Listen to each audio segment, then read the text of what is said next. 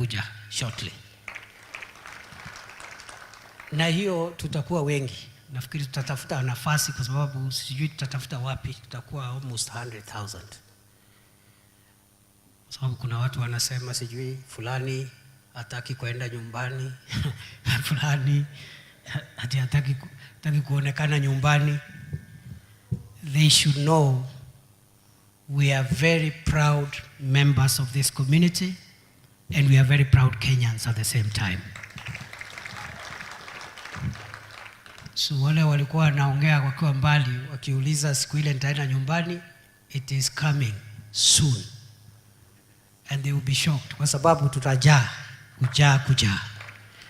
And the whole country will come and be with us because this position I hold today is not a position for a particular county or a particular region. This is a position for Kenya. And therefore we'll expect to see many of our friends from across the country when that event happens in a few weeks' time. Therefore today, leo,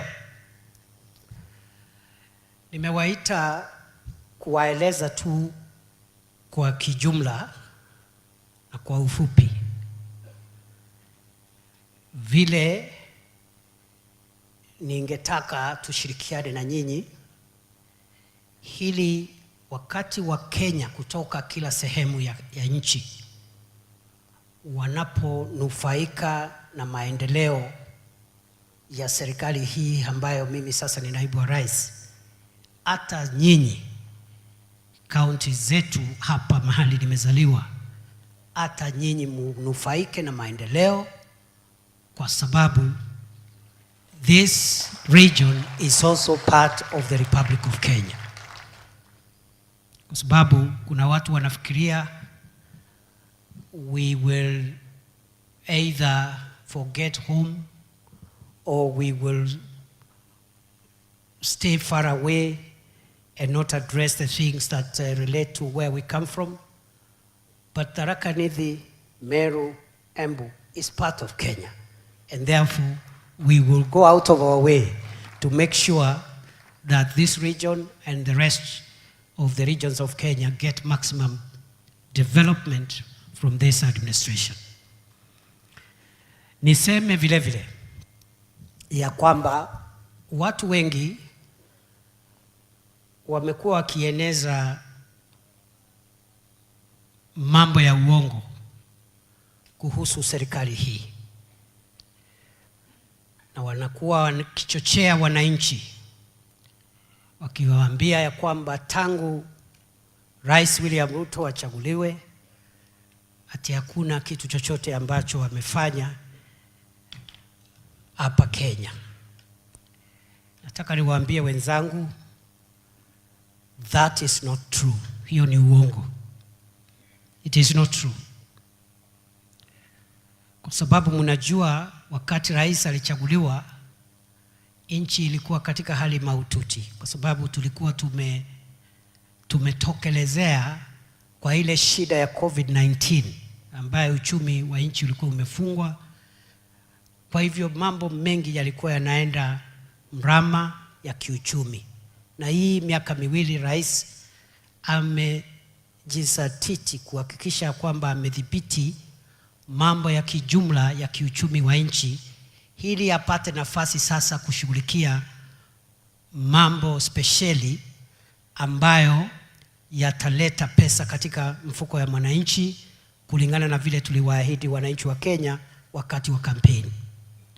Na mimi nataka nieleze ya kwamba wakati rais alikuwa anaomba kura alisema mambo mengi yale atafanya, lakini hata hakusema hata siku moja ya kwamba mambo hayo atayafanya kwa siku moja ama wiki moja ama mwezi moja ama mwaka moja. Alisema atayafanya katika kipindi chake cha kikatiba cha miaka 5.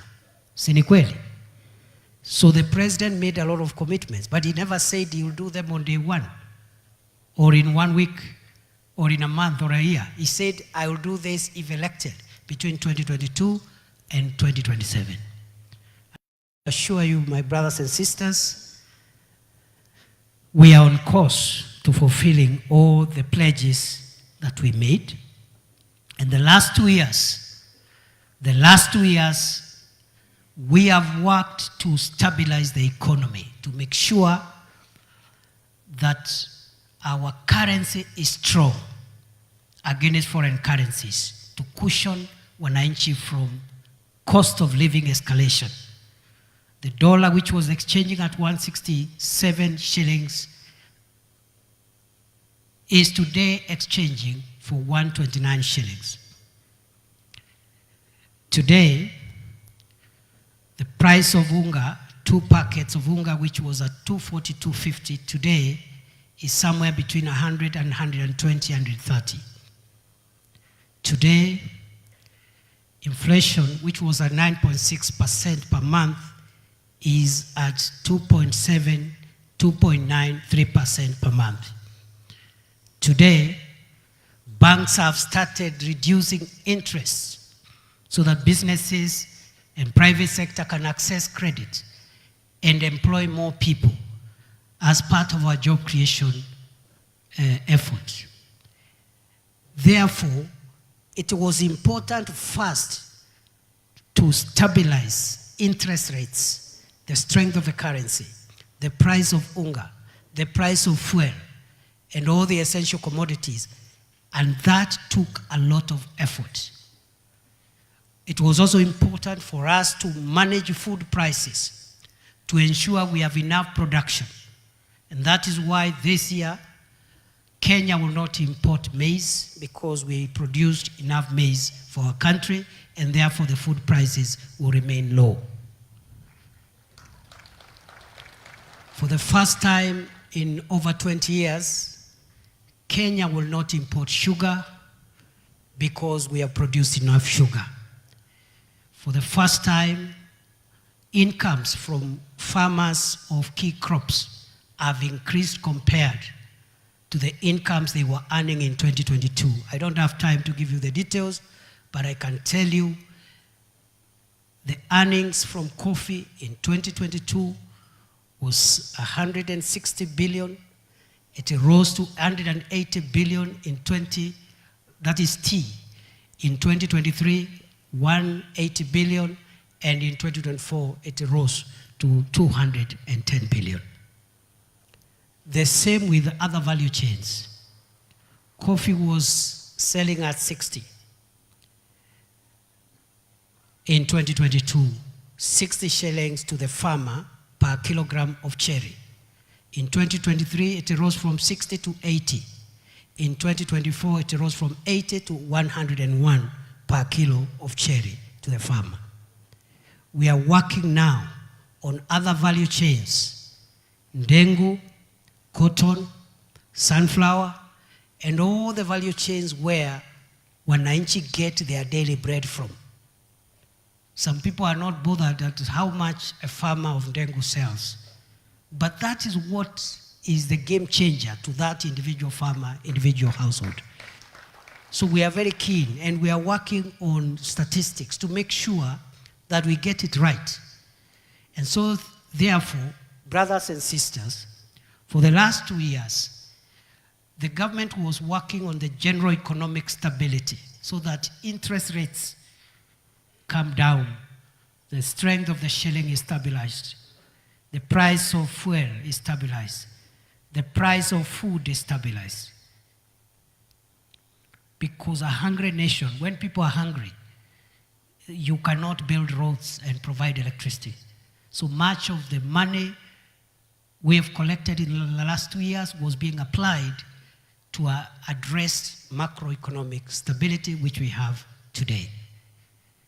And it is important that you realize that these things that we had to do first had to be done first. We could not have started by building roads and providing electricity or water when food prices are high and when all these other factors I've said were in the nature in which I've explained. The remaining period of slightly over 2 years, 2.5 years now, we are going to provide the support interventions that will now put money in the pockets of Kenyans. More money. How are we doing this? One, we are looking at all the economic activities that give mwananchi income on a daily basis across the country. And majority of the people of Kenya, 90%, get their daily bread from agriculture, from farming, from livestock keeping, including dairy farming, from fishing for the coast and Nyanza and Western counties. And those are the areas where we are concentrating government money to make sure we increase production and productivity and incomes to as many people as possible. We are introducing in this region sunflower farming for the lower parts of Meru. We are reviving the ginaries in Gaitu and Mitungu and others. We are also introducing sunflower, which used to be a very good cash crop and is an important oil crop, so that we stop importing edible oils. Kenya spends $500 billion every year on importation of edible oil and other foodstuffs. And to a person who does not quite understand some of these issues, they think these interventions are not useful. But if you can improve the average income in a household from, let's say, 5,000 a year to 10,000 a year, you'll have impacted, on a bottom-up approach, you will have impacted on millions of the people of Kenya. Other than agriculture, I've already told you what we are doing in some of the crops, but dairy, those who are doing dairy, you know, when President Ruto took over, the price of milk was around 37 shillings a liter, now it's 50 shillings a liter. In our manifesto, we had said that we will push guaranteed minimum return of milk to 50 shillings. We are already there, but we even want to escalate it to 70 shillings. So it is possible. It is possible for Kenya to look forward to better days ahead. We are also working on how to bring down the cost of farm inputs, because that's where the main issue is. And you saw government yesterday issued a